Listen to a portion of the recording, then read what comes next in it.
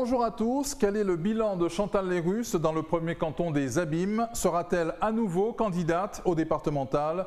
Dans quel camp s'inscrit-elle désormais? Chantal Lerus, la conseillère départementale sortante du premier canton des Abîmes, est l'invitée de Franc-Parler. Bonjour Chantal Lerus. Bonjour Monsieur Fendéré, bonjour à la Guadeloupe. Soyez la bienvenue sur le plateau de Franc-Parler. Les départementales approchent, c'est l'heure des bilans. Quel est le vôtre en tant qu'élue sortante du premier canton des Abîmes? Alors en toute humilité, je vais d'abord écouter ce que me disent par exemple des collègues du conseil départemental, et en particulier mon binôme de l'élection de 2015, M. Rosan-Rosduel, qui a qualifié publiquement mon bilan de très bon. La présidente du conseil départemental, Mme Josette Borel-Lincertin, ma présidente jusqu'ici, lors de la dernière plénière, a qualifié mon bilan de très bon. Ceci étant, en toute humilité, j'ai surtout eu la conviction d'avoir travaillé avec toute ma détermination, avec mon énergie, avec mes forces pour le premier canton des Abîmes, mais au-delà pour la Guadeloupe. Et surtout d'avoir assumé les responsabilités qui m'ont été confiées. Parce qu'il est important pour moi, en qualité d'élu, lorsqu'on a sollicité un mandat du peuple, d'exercer ce mandat et de pouvoir en rendre compte. Très bien. Vous êtes donc pleinement solidaire et avez pris toute votre part dans l'action de la présidente sortante, Josette Borel-Lincertin. Oui, ce n'est pas un scoop, je l'ai toujours dit, que nous avons, j'ai appartenu à la majorité départementale de Mme Borel sans s'appartenir à un parti. Alors j'ai cette particularité, mais que je chéris, de ne pas appartenir à un parti, pour ne pas être enfermé dans un camp, dans un clan. Pas du tout, bien au contraire. Il faut un certain courage politique pour ne pas être porté par les appareils. Mais je préfère avoir une relation directe. Je suis moi Chantal Lerus, abîmienne, de cœur, de chair, de sang. Et je préfère avoir un rapport direct avec mes mandants, les personnes âgées, ceux qui me sollicitent pour la petite enfance, bref. Donc je n'appartiens pas à un camp. Et donc, dans cette majorité départementale, j'ai eu les moyens en tant que présidente de commission d'agir pour le public vulnérable dont j'avais la charge. Et donc, je soutiens bien sûr ce bilan de la présidente du conseil départemental, mais de la majorité du conseil départemental. Nous avons fait avec les moyens dont nous disposions de notre mieux. Il reste encore beaucoup à faire et c'est bien pour ça que je suis candidate à ces élections. La présidente sortante du département est à la fois, sauf changement, candidate dans son canton des Abîmes et tête de liste régionale. Qu'en pensez-vous? Je ne peux que constater qu'elle a fait un choix, celui donc de conduire une liste régionale, et donc je n'ai pas à critiquer ou à interpréter son choix, c'est son choix. Oui, au loto sportif on appelle ça une double. Je ne dirais pas que c'est une question de l'auto sportif. Je pense que la présidente, quand même, qui réfléchit, qui a une expérience dans les deux collectivités, a pris le temps de mûrir sa décision. Elle a pris la décision d'aller aux élections régionales. J'en prends acte et je lui souhaite bonne chance dans son combat. Forte de votre bilan, Chantal Lerus, il faudra donc compter avec vous pour ces départementales? Je serai bien sûr avec l'équipe qui m'accompagne, porteuse d'un bilan, des actions que nous avons portées jusqu'ici au conseil départemental, mais aussi en termes de prospection, aller plus loin.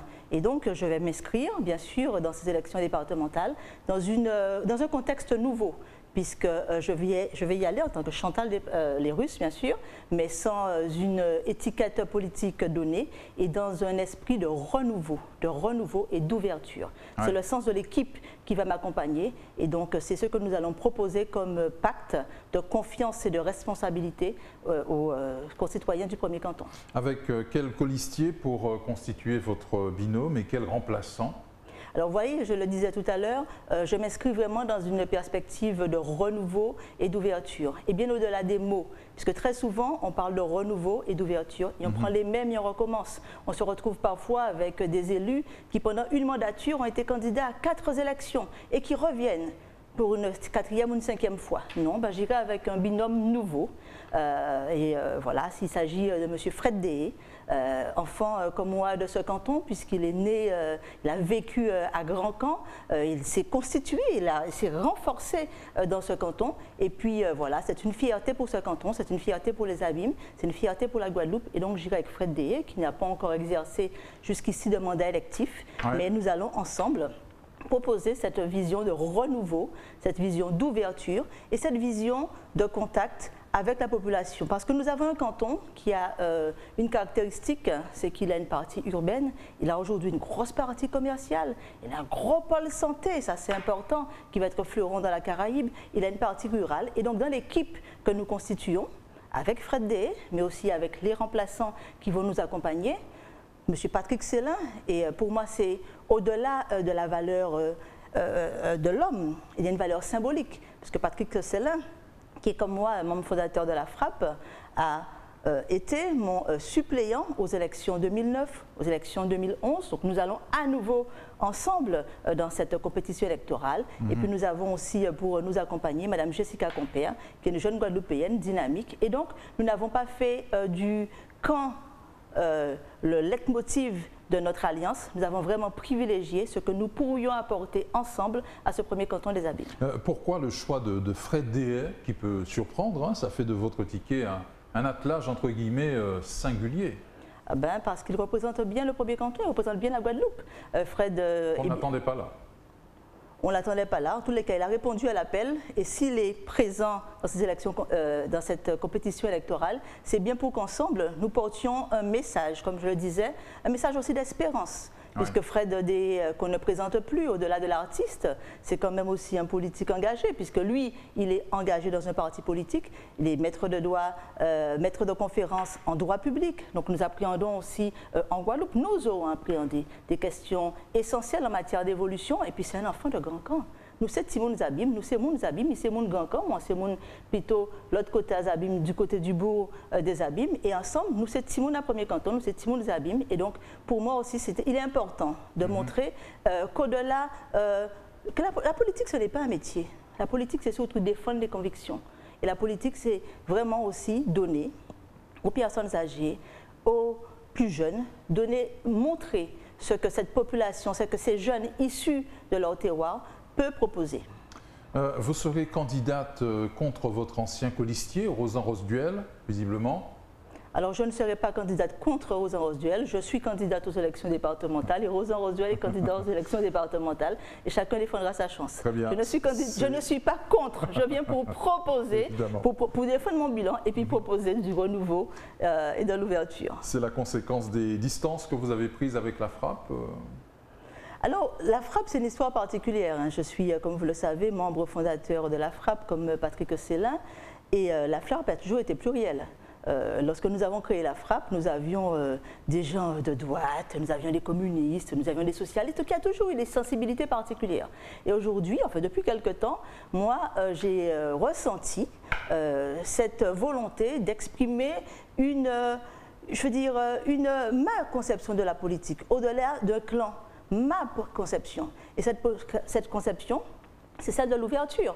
Par exemple, cette conception aussi, c'est celle, si vous voulez, j'ai une conception particulière du militantisme. Pour moi, le militantisme politique, c'est aussi, lorsqu'on vous a confié un mandat, être présent dans les assemblées, être présent dans les commissions et rendre compte de ce mandat. C'est pas simplement être présent à toutes les élections, je me répète, ou encore c'est pas simplement être là, aux côtés de la population peut-être, à partager des moments de plaisir, de loisir, mais c'est aussi une valeur essentielle, celle du travail.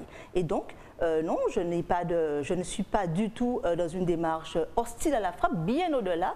J'ai d'excellentes relations avec le président de la FRAPP, M. Jalton, pour lequel j'ai une amitié sincère. Nous sommes en bonne relation, nous échangeons régulièrement, mais je trouve j'ai éprouvé la nécessité donc, de défendre mon combat avec mes convictions, fidèles vraiment à ma personne. Aujourd'hui, j'ai 50 ans et à 50 ans, j'ai voulu laisser parler mon courage politique parce qu'il faut faire preuve de courage pour ne pas forcément aller dans un appareil. Donc, je ne suis pas dans une volonté d'affirmation. Je ne suis pas dans le conformisme, je ne suis pas dans la procuration, puisque certains ils vont par procuration. J'y vais pour affirmer, pour défendre la fidélité à mes convictions, parce qu'il est clair que moi, je n'ai pas changé, fidèle à mes convictions. Fidèle à mes convictions. Lorsque j'ai été élue, par exemple, en 2009, ça me revient, j'ai adhéré à la Gauche Alternative, qui pour moi était un groupe de travail où la liberté et la responsabilité étaient de mise. Je suis fidèle à ces convictions. Très bien. Où se situe désormais Chantal Lerus, politiquement, quelque part entre la FRAPP, GUSR ? Alors vous voyez, vous voulez m'enfermer dans un clan. Non, le champ est assez large. Non, Chantal Lerusse est une progressiste qui défend toujours ses valeurs de solidarité, ses valeurs de fraternité, ses valeurs d'humanisme. Vous savez, lorsque je traverse le premier canton, ou lorsque je parle à quelqu'un du premier canton, je ne lui demande pas quelle est ton étiquette politique. Je vois en cette personne quelqu'un qui a des doléances, quelqu'un qui m'exprime une souffrance, quelqu'un qui m'exprime un encouragement, quelqu'un qui m'exprime un besoin. Et donc, je refuse, moi, de m'enfermer dans un camp, dans un clan, parce que lorsque je vois la Guadeloupe, lorsque je vois les Abîmes, lorsque je vois le premier canton, je vois des hommes avec leur histoire, dans leur territoire, avec leur patrimoine, et c'est cette conception citoyenne, courageuse, mais en toute liberté que je veux développer. Et quelle gouvernance prônez-vous pour le département? Elle doit changer? Alors je viens de vous dire que j'ai appartenu à une majorité de travail. Aujourd'hui, nous avons un bon bilan. Il est vrai qu'il faut aller plus loin, puisque la Guadeloupe est dans une précarité sociale prégnante. Et puis là, on est quand même dans une crise particulière. C'est vrai qu'il est particulier aussi de venir parler d'élections dans un contexte de crise sanitaire. Ça peut parfois même friser un peu l'indécence. Mais c'est vrai que nous avons une Guadeloupe particulière avec une situation sanitaire qui a fait quand même émerger le fait une certaine fragilité des choses. À tout moment, tout peut basculer. Et c'est pour ça aussi que j'ai voulu être candidate à ces élections pour présenter le bilan. Mais parce qu'aussi, dans cette crise sanitaire, on a vu la nécessité de pouvoir apporter des réponses adaptées et rapides à des problèmes donnés. Donc, pas ni temps encore pour ni essayer de choquer, ni faire un carré, ni essayer de comprendre. Il faut être formé, il faut être compétent, il faut être engagé, il faut vouloir répondre. Et donc, je pense pouvoir vraiment m'inscrire dans cet axe de travail. Très bien. Le travail, c'est important pour moi. Vous évoquiez à l'instant donc la situation de crise que nous connaissons. Pour parler du bilan de la mandature sortante du département, c'est de bon ton de revendiquer un excédent de 84 millions d'euros en pareille circonstance, au moment où tout le monde souffre? Alors, l'excédent du conseil départemental, il n'est pas spécifique à cet exercice. Il y a toujours eu un excédent, mais la question que je vais retourner la question, est-ce que les réponses aux préoccupations n'ont pas été portées? Ça, c'est une première réponse. La deuxième réponse aussi, c'est qu'il faut quand même garder un certain sens de l'anticipation. Parce que le conseil départemental, au pied levé, se trouve souvent obligé de répondre au-delà même de ses compétences. Au-delà même de ses compétences. On parle de la crise sanitaire, le conseil départemental, au moment où nous parlons, n'a aucune compétence particulière pour le portage de repas. Or, il a fallu, au pied levé, organiser, je parle pour les personnes âgées, ce ne sont pas les communes forcément qui ont apporté le portage de repas. Le conseil départemental s'est engagé pour que plus de 1400 personnes bénéficient comme ça, de repas le matin, le soir. Donc il faut aussi, vous savez, organiser ses prévoirs, gérer ses prévoirs. Et donc, je ne serai pas dans cette polémique d'excédent, sachant que vous savez que... Non, c'est pas une polémique, c'est une question. Non, oui, c'est une question. Sachant que les excédents de compte administratif se retrouvent dans le budget suivant et donc ne sont pas perdus puisqu'ils sont reversés, ils sont resservis à la population. Donc le conseil départemental aura les moyens, là, de faire plus de solidarité, d'aller davantage vers ceux qui sont dans le besoin. Alors la solidarité, c'est notre cœur de métier. Nous en faisons déjà beaucoup. Je prendrai le cas de la commission que je préside, celle personnes âgées, personnes handicapées, où nous allons bien au-delà des compétences obligatoires, des dispositifs légaux. Nous avons valorisé des dispositifs extra-légaux. Alors, je vais reposer ma question. Oui. Que faut-il faire de cet excédent? Il faut continuer. Alors, rester dans nos compétences, c'est-à-dire davantage d'action sociale. Toujours davantage d'action sociale. Je le disais, nous avons donc développé des dispositifs volontaristes. Nous pourrons continuer à proposer des dispositifs volontaristes. Ce qui est important, c'est d'être là, d'être présent, de porter des réponses au rendez-vous des besoins sociaux et de nos concitoyens. Donc, nous continuerons au conseil départemental à aller bien au-delà de ce qu'on attend de nous. Et pour ça, il faut des moyens. Au moment même où l'État se désengage et au moment même, il faut le dire, où nous avons une pression par rapport à cette crise sociale qui a créé davantage de BRSA, donc davantage de réponses à apporter, sans accompagnement de l'État. Donc, nous avons de quoi travailler pour aller plus loin. Votre priorité, Chantal Lerusse, c'est le département ou vous pourriez vous laisser tenter par une liste au régional? Alors aujourd'hui, la Guadeloupe est dans une situation particulière il y a un contexte qui fait qu'il y a 2 scrutins en même temps. J'ai toujours été candidate à un seul mandat. Je n'ai jamais participé à une liste. D'ailleurs, je n'ai jamais été candidate sur une liste. Je suis toujours allée de façon uninominale au conseil départemental. Si sur une liste régionale, il s'avère qu'on a besoin de moi, je serai présente parce que je veux pouvoir répondre aux préoccupations et aux besoins de mes concitoyens. Sinon, j'aurais pu... Vous ne fermez pas la porte? Je ne ferme jamais de porte. Je vous dis que je suis dans une démarche de renouveau et d'ouverture. Donc, je ne peux pas fermer la porte. Je dis simplement que si on a besoin de moi et que les compétences que je peux apporter peuvent être importantes pour les concitoyens de la Guadeloupe, je serai présente. Je suis toujours, jamais dans le reniement, toujours dans l'action et dans l'engagement. Et les personnes qui me connaissent, les personnes âgées qui m'appellent, les plus jeunes, les moins jeunes, ceux qui sont... Alors, en plus, vous savez, de métier, je travaille donc dans un établissement de santé où je côtoie tous les jours la souffrance des gens, physique, psychologique, sociale. Donc, je sais qu'il y a de vraies réponses à apporter, de vrais besoins, et si je peux contribuer, je serai à l'éducatif présent. Les sollicitations sont là. Ben, nous sommes dans une période où, bien sûr, on fait appel aux uns et aux autres. Pour le moment, donc, je me suis concentrée sur ces élections départementales, puisque vous savez qu'il y a de cela un mois, nous ne savions pas qu'il fallait conclure aussi vite. Nous étions dans une théorie peut-être de report. C'est vrai que c'est une élection qui va s'organiser dans des conditions assez particulière et qu'il faudra être très vigilant. Donc c'est une période de préparation électorale, donc forcément tout le monde s'appelle. Ce qui est sûr, c'est que Chantal Lérus n'a jamais été fâchée avec quiconque. Je parle avec tout le monde parce que, comme je vous le dis, je me définis d'abord comme une Guadeloupéenne engagée et donc je considère que la Guadeloupe a besoin de tous ses enfants.